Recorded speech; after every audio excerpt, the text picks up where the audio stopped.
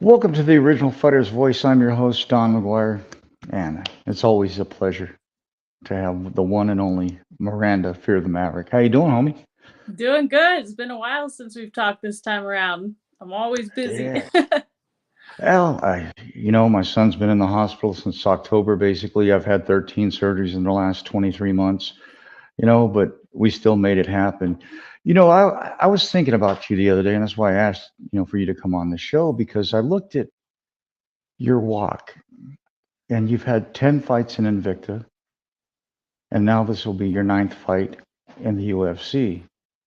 And I sat back and I said, I wonder when I saw who your opponent was, I said, I wonder if she's ever fought Andrea KGB Lee. And I went back and looked, and she's one of the only few that you didn't fight. You know, stylistically, this is a perfect fight. She's the kickboxer, you're the ground and pound. What is this fight? Where does it sit in the heart of Miranda Maverick, first and foremost? Yeah, well, one, Andrea's always been a couple years ahead of me, and that's how I've kind of seen it since Invicta. I remember when I got into Invicta, she was already pretty high level in the 125-pound division. And then once I got up to high level, she got into the UFC, and I was like, dang it, missed her again. And then now she's been in the UFC. She got ranked long before I did, and she's just kind of stayed ahead. And now we're finally on that even keel of I get to have my turn. And to be honest, I don't see her as a kickboxer. I don't think she is just that anymore. At one point she was. And you don't stick around in the UFC being one-sided anymore. So she's been working on her wrestling a ton. I think that's been obvious in Yeah, her last few fights, especially with Macy Barber, right? And so I yeah, go into this fight knowing that and being aware that she's well-rounded, I'm well-rounded, we're two of the best in the world. And although she's on a losing streak, it's not like it was against a bunch of scrubs, right? Like her losses are against girls that are in the top 12, top 10.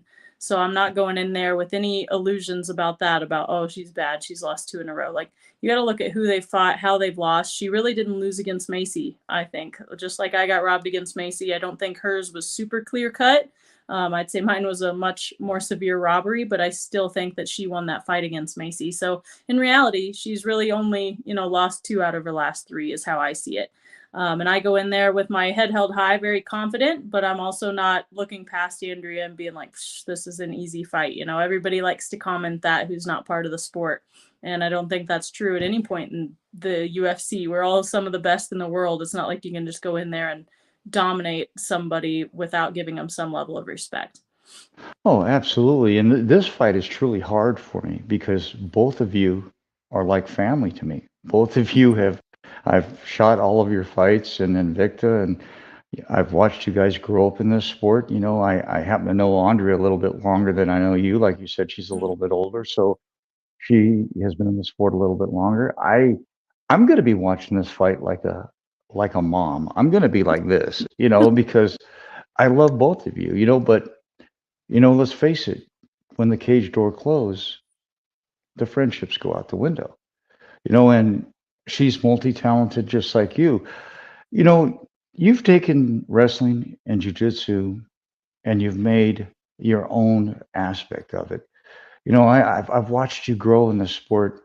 We've talked about it many times on the show before. I'm not going to really touch on it tonight, but I believed in you from day one, and I still continue to believe in you now. What is it in the heart of Miranda Maverick going into UFC 298 on the Volkanovski card? What is it that has that pep in the step, that drive in your heart? Where's that ambition coming from for this opportunity?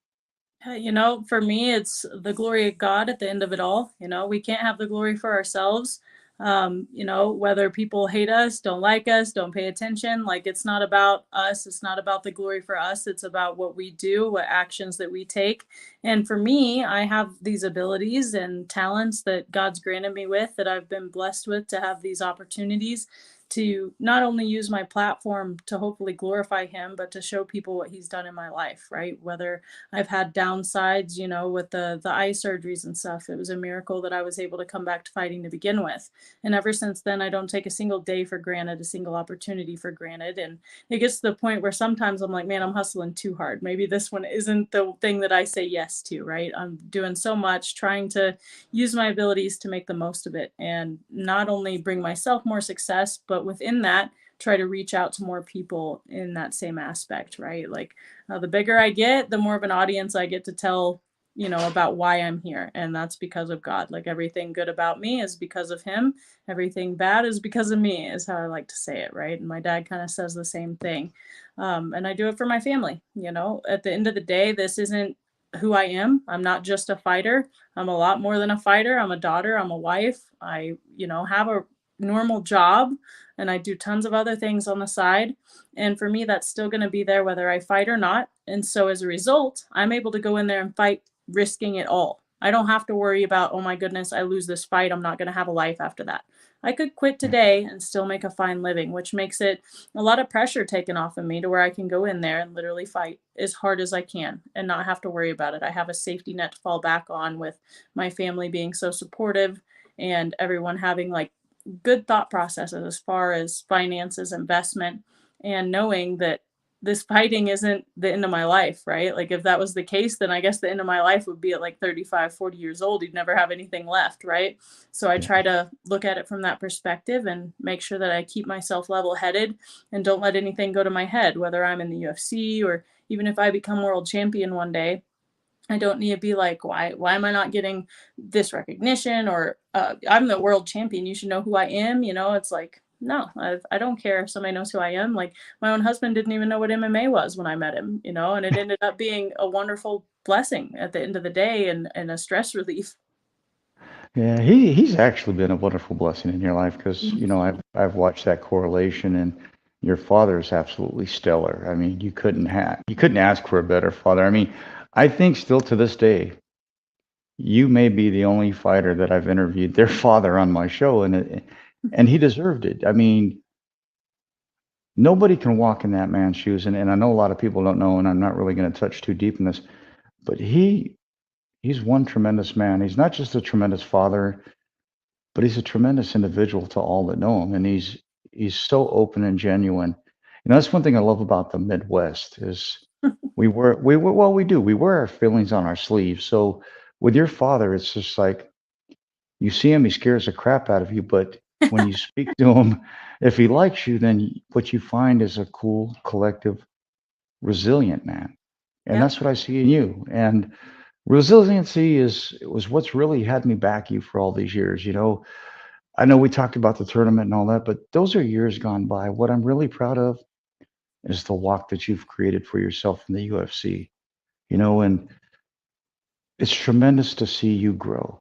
It really is. This opportunity is a great opportunity because it's an opportunity, like you said, you don't have to fight, but it's an opportunity for you to prove yourself to yourself. Hmm. And that's one thing I like about you and your walk is you prove yourself to you before you prove yourself to the world. What inclines or what has Miranda Maverick walking down that path? Is it family, your father? The way I was raised, I think, is the pit of that. We already talked about God. Obviously, that's hopefully the root of all things, and then comes the family, right? And for me, the way I was raised, I credit with pretty much all of my success, right? The way I was raised was very resilient, as you said. Like there were very high expectations of me from birth, basically. I was the first kid. I was the one that got a lot of the a, B, like at a very young age, I'm walking. At a very young age, I'm saying my ABCs. I'm reading. I'm coloring in the lines at 3, like doing all this stuff that was way ahead of my age, which, I'm blessed with a lot of talents. But with that came a lot of hardcore responsibility on myself. As I got older, as I had younger siblings and started to become like this motherly big sister figure in my eyes, I am one of those people that if I take responsibility for you, I see it as full responsibility. Everything is my fault. Everything needs to be perfect.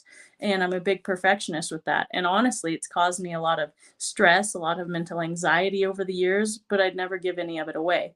It's helped me to.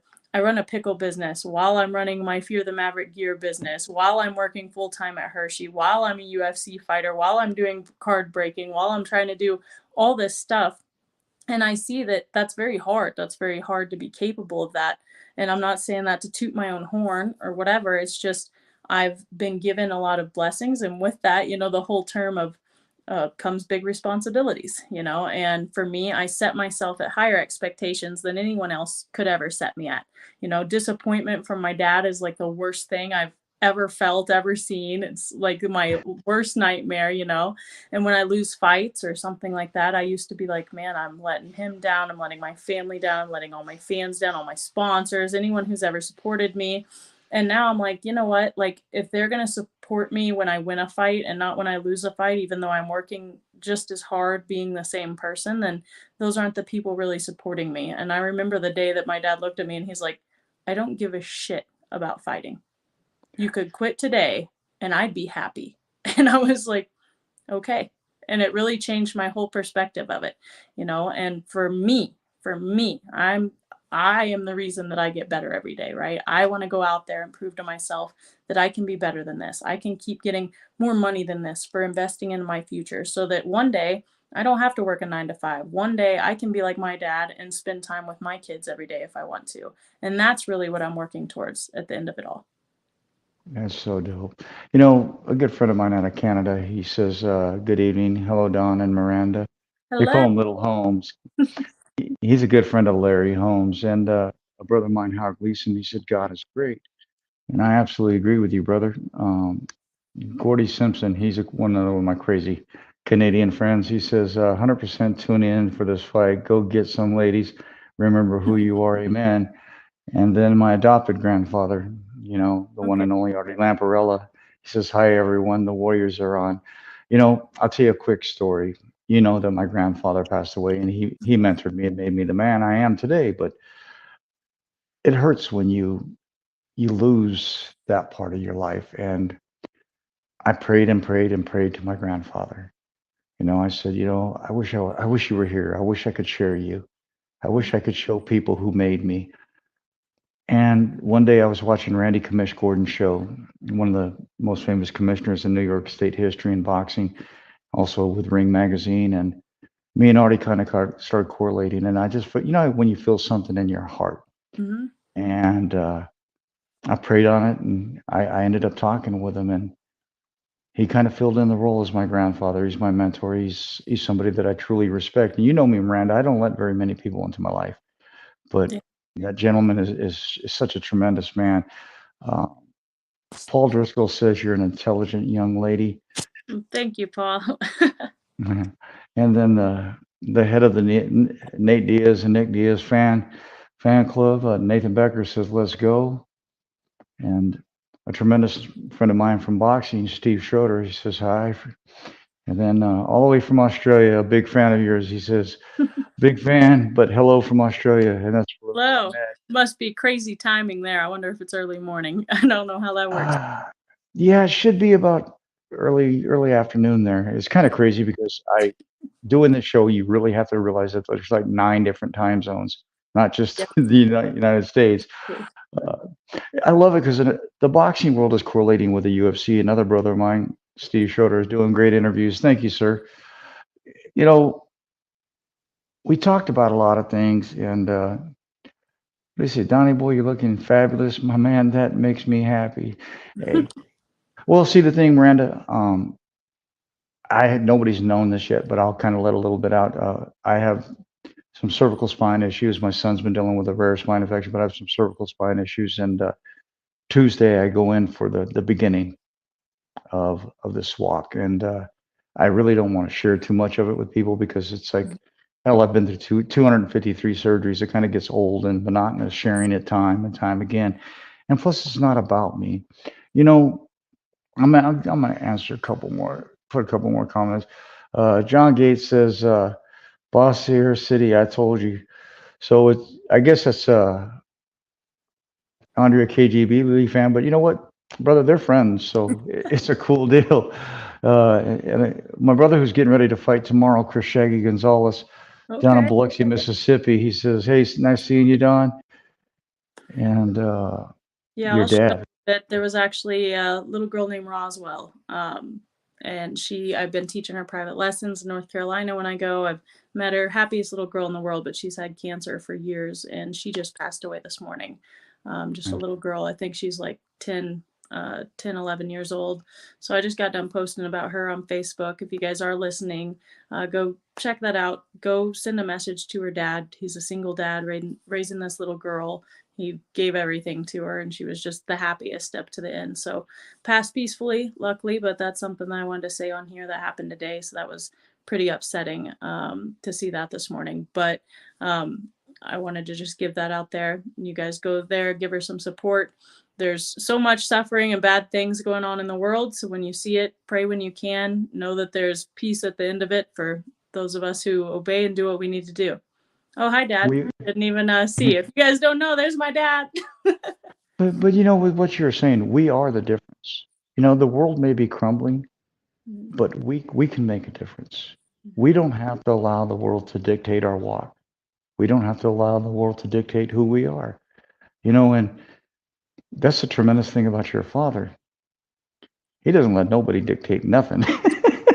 I love you, Cordell. Thank you for jumping on here. He says, from the beginning, Don McGuire, and we truly have been in each other's life since the beginning, you know, and I'm blessed. You know, this opportunity on the Volkanovski card to date is probably one of your biggest opportunities.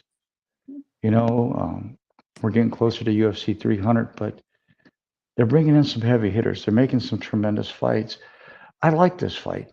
Like I said, I'm going to be watching it like a mom with my fingers over my eyes because I do care for both you and Andrea. Both of you are family. How hard is it for somebody like yourself that did come from Invicta and correlated with women's mixed martial arts and that promotion, and now you guys all got thrust into the UFC, and now you guys have to face each other? How hard is it for someone like yourself that's young, up and coming, and really relies on the heart and the relevance of your walk? How hard is it for you to fight these individuals? Not at all, to be honest. I'm the reason that the fight got set up. If you hadn't already read that, I'm actually the one that texted Andrea and said, "Hey, girl, let's fight." So we've been texting each other back and forth for a while. We've tried to set up the fight prior last year, and she ended up getting a different opponent. Then another time she was hurt, unfortunately. And this time it ended up working out. I was like, all right, we both want to fight around the same time, end of December, beginning of July, which obviously didn't happen. It got pushed back a bit. But we both made a post towards McMaynard to, check it out. We both texted him and we're like, hey, we both want this fight, just so you're aware. And, a month and a half after we texted him, it finally ended up coming to fruition, which was great. But to me, it's a sport, it's like the whole question of, as a Christian, do you find it wrong to fight? Like, is it violence and this and that? And I'm like, it's a sport. Do you say that about your grandson who's doing football, giving the other one a concussion, trying to run him over? Like, no, you don't. We are all trained to do this. We're all at the same level. It's one thing if you're going in there against someone who's just not even your skill level and you purposely just try to torture them and almost kill them, right? But we're at the same skill levels. We both do this every day, all the time, trying to be the best in the world. And I see it as just a test of who's better. You could say the same thing about the workforce. Everything in this life is competitive, whether somebody wants to admit it or not. You have a job. Somebody else isn't as good at you as that job. Somebody else interviewed against you. What are you going to do? Oh, you can have it. Like, that's never going to happen. And it's the same way in fighting. It's our job, and one of us has to win, and one of us has to go home sad. And it's our livelihood. Hey, it's a fact of life. Mm-hmm. Fact of life. I just want to I want to thank him. He's fighting. Chris, thank you so much. He says, hope everything's going great with your son.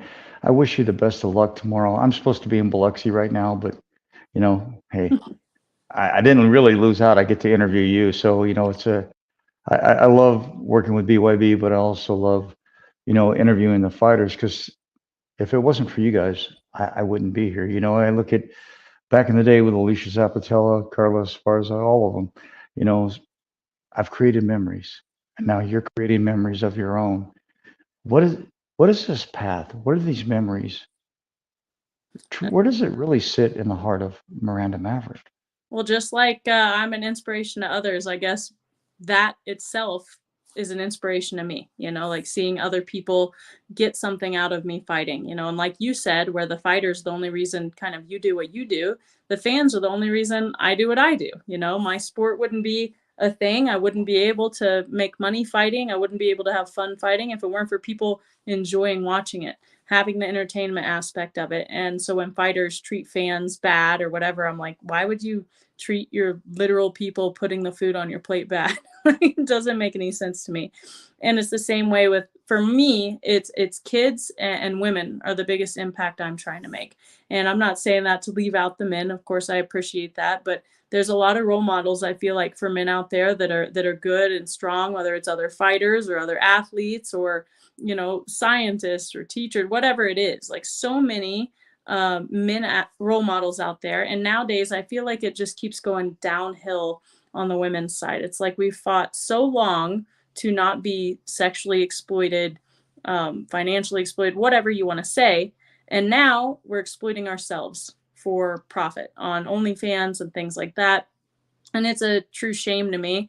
And so to get out there and be what I would consider a good role model under the standards of good morals and values that I have, I try my best to do that. So when I see women coming to my self-defense classes and learning how to defend themselves, make it in life a little bit better, whether it's more confidence or whether it's to actually keep an attacker away or something like that. That's kind of what at the root I do this for. I started this for self-defense. Not that I want other people to fight, but I want them to know how to defend themselves in a practical way. And same way with kids, whether it's against anti-bullying or to get their confidence up or be able to defend themselves in the future. Seeing these little kids come up to me and be like, "Can you sign this?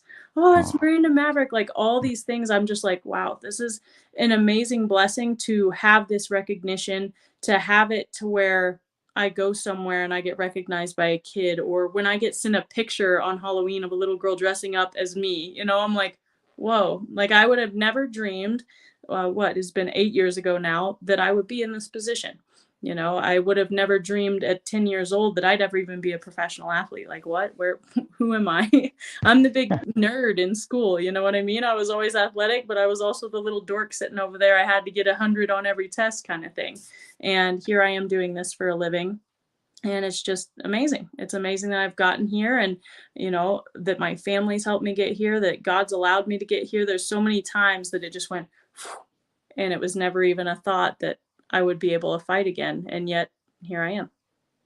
yeah, I like this comment because it kind of plays into what you just said. My brother Little Holmes, he says, taking my hat off, respect for the hard work ethic. See, I don't think you give yourself truly enough credit on that because I remember the early days on the mats in Springfield Fight Club.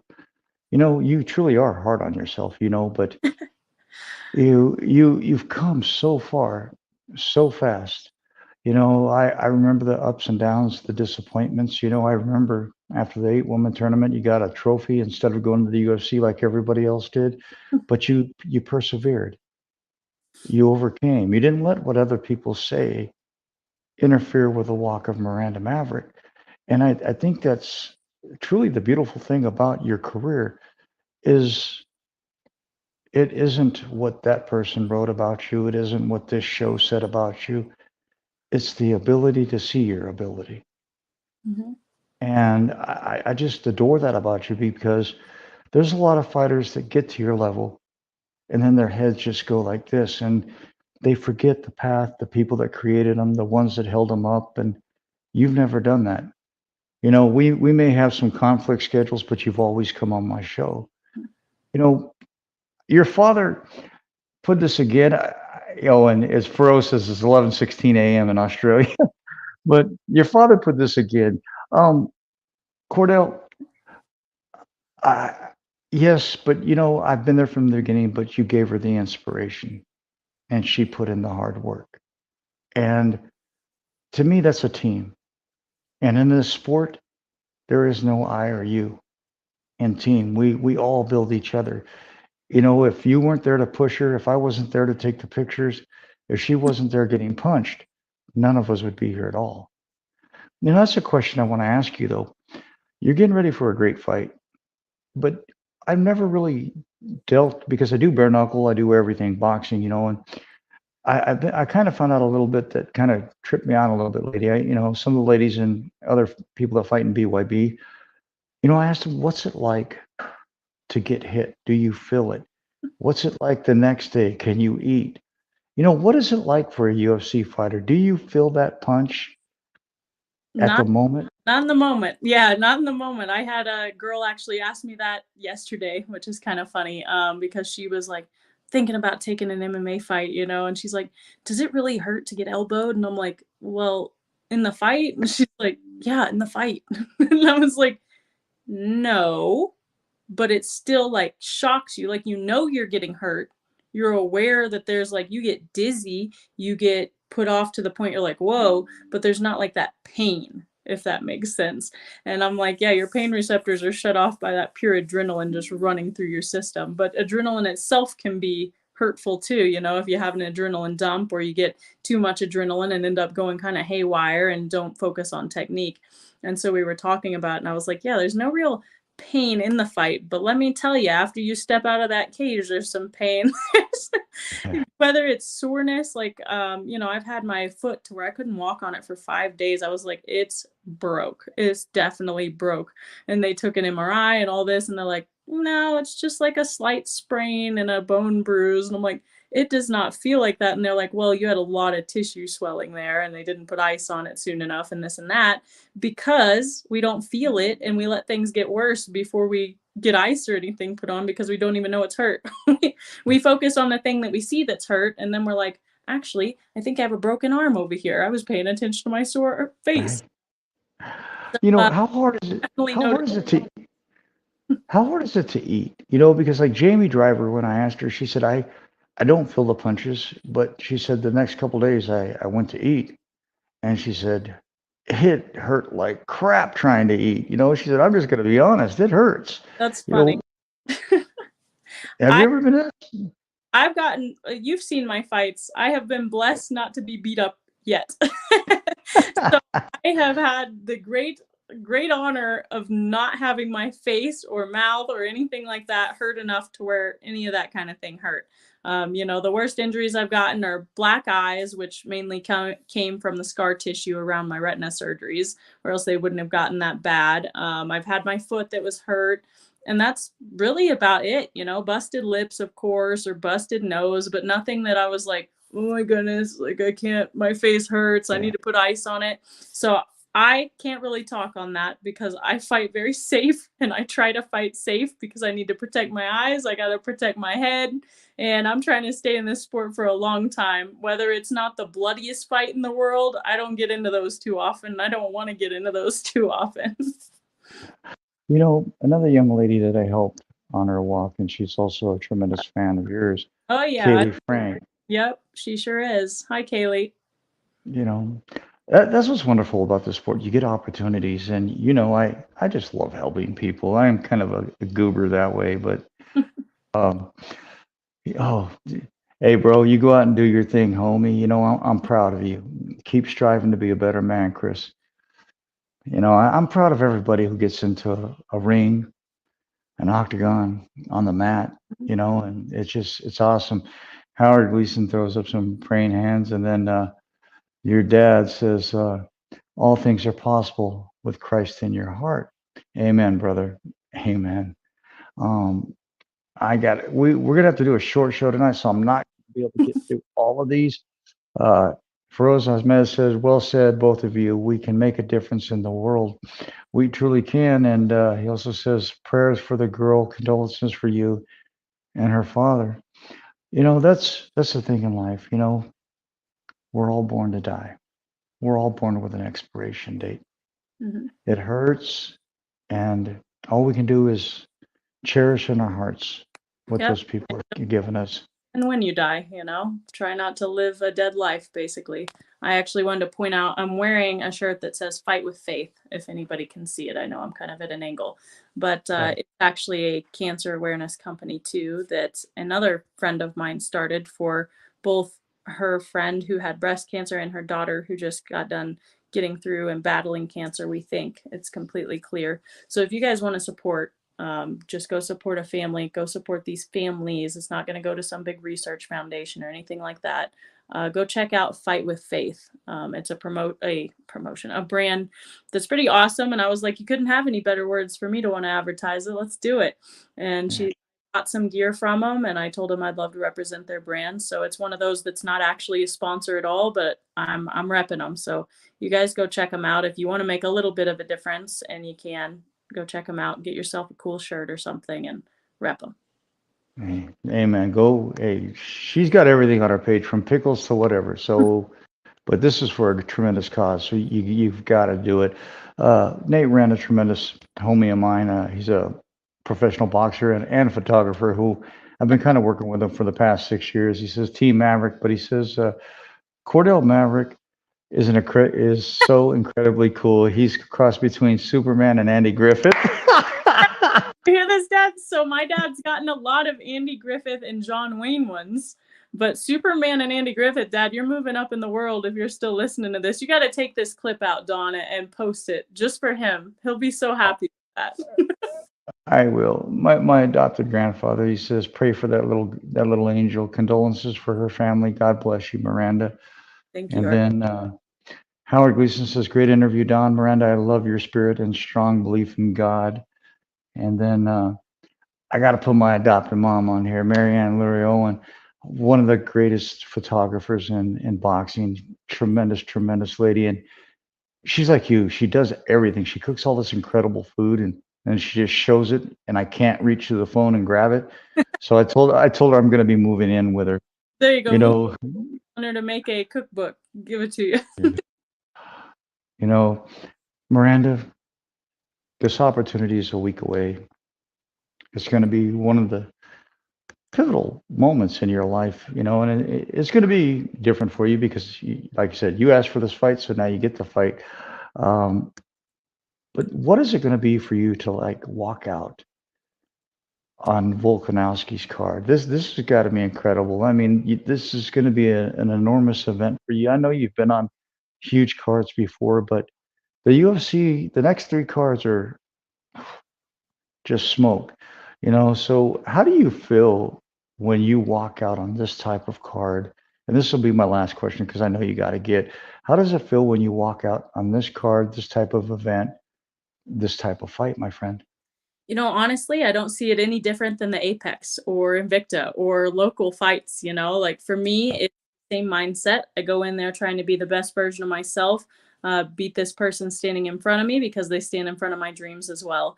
Of course, like there's the aspects of the Apex that I like where it's quiet and I can hear my coaches and this and that.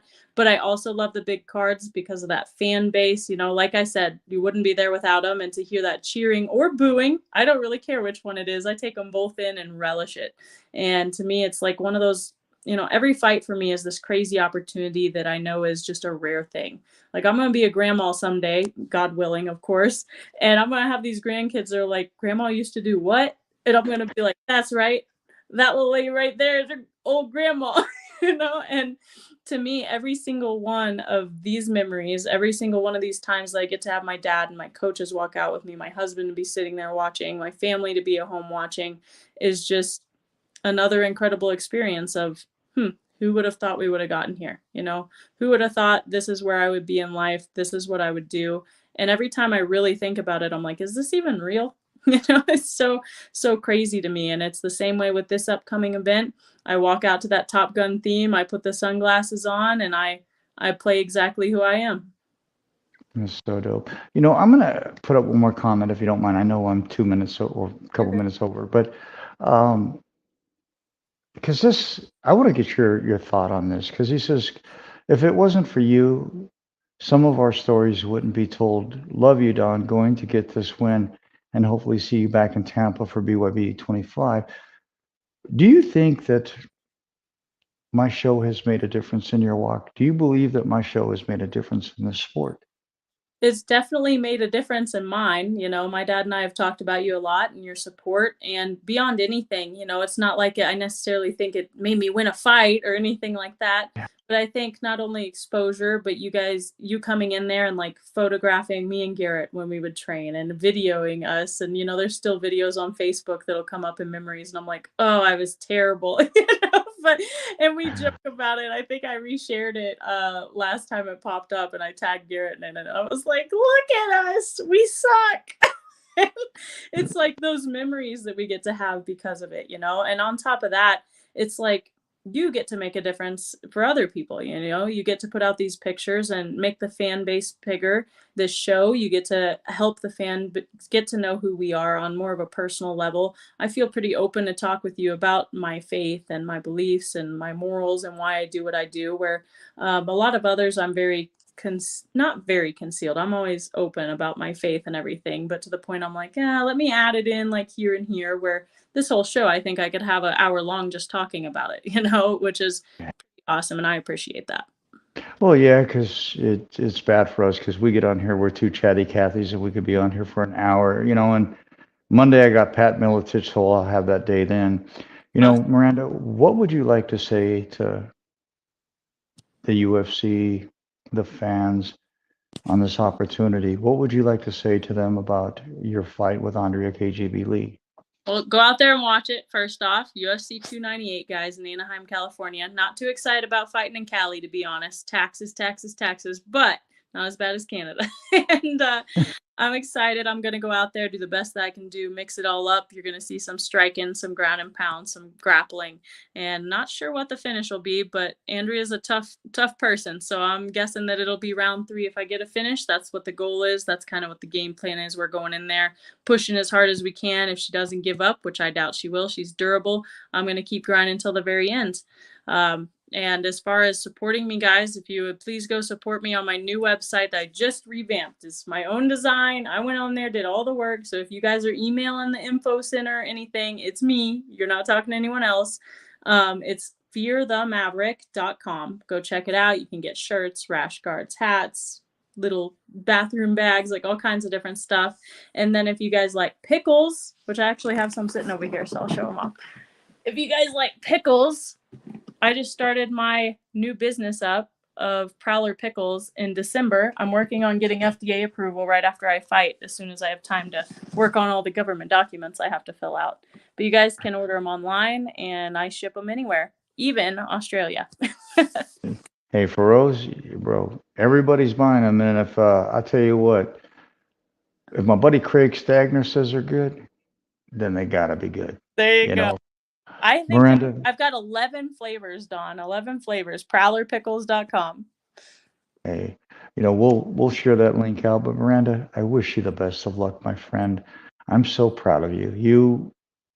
You just keep amazing me. You know, I remember that young shy girl in the gym. You know, remember when you used to say, Don, I'm in the gym. You know, there's 2 other fighters, 3 other fighters here. Can we all jump on the show at the same time? You know, those are the moments that I've truly kept in my heart because all of you have grown Yep. into your own. And I'm truly proud of you. Go out there and show the world Thank who you. Miranda Maverick is. You truly deserve the best, my friend. Thank you. You keep going too, Don. I know you've got a lot of resiliency too. You're talking about mine. You got a ton of it. And thanks for interviewing, and I appreciate it. Hey, no one. God bless you. God bless your family. And if you have any other sponsor shout outs you want to give, or are you good? Hey, if you guys want to go follow me on Instagram at Fear the Maverick, you'll see all the sponsors. I'm actually going to be going to the range tomorrow, so you guys might be seeing some new videos of me shooting some guns. And I've actually got a new sponsor called rockyourglock.com, so you can go check it out. And they sell guns, all kinds of bullets, different slides for your guns, whatever you want to do. So that's a new sponsor that I have that I'm really excited about. And all the other sponsors are on the link in my bio on Facebook and Instagram. So go check it out. I'm gonna add one more comment because I'm like a dad to everybody. He says Don Mcguire has changed so many lives over the years, including mine. On that note, have a good night. All right. God bless. I appreciate you, my friend. God bless. Bye-bye. God bless. Wow, I mean, I love me some Miranda Maverick. You know, it was a good show. She's on a tight schedule. He says, "Pickle me green." Howard Gleason, man, I love having her on. It's always good to jump in so many different scenarios. But if a lot of you are on here, I love you too, Gramps. But if a lot of you are on here Tuesday, I got to go in and they're gonna, I guess, put a kind of a probe into my cervical spine, and then because the insurance requires we take this route first, and then we'll set a surgery date but if it conflicts with my son, I'll put it off and I'll wait for my son.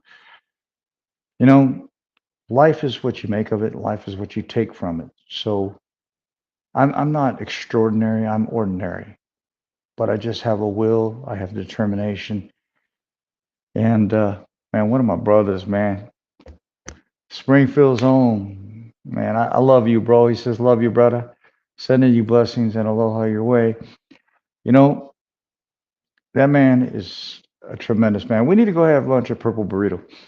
But, I'll tell you what, to be in this sport for 40 years and to see these people say, I've made such a difference, that's all that really matters. I know I'm getting a lot of acclaim lately, and it's heartfelt. But without you, without the fighters, without the appreciation, I wouldn't be anything. You know, I just love where I'm at in life. Yeah, struggles are struggles, but you know what? It doesn't stop me from building others, and it shouldn't stop you either. Howard Gleason says, you are so amazing, so strong. I love you too, bro. You know, life is what you make of it. Life is what you take from it. And I take all this and it creates my walk and it makes my life a better place. With that being said, give the show a like, a follow. I don't pay for advertisement. I don't pay for bots. If I can't bring it to you real, then I'm not going to bring it to you at all. With that being said, have a good night and God bless. And Chris, go kick some ass. God bless you.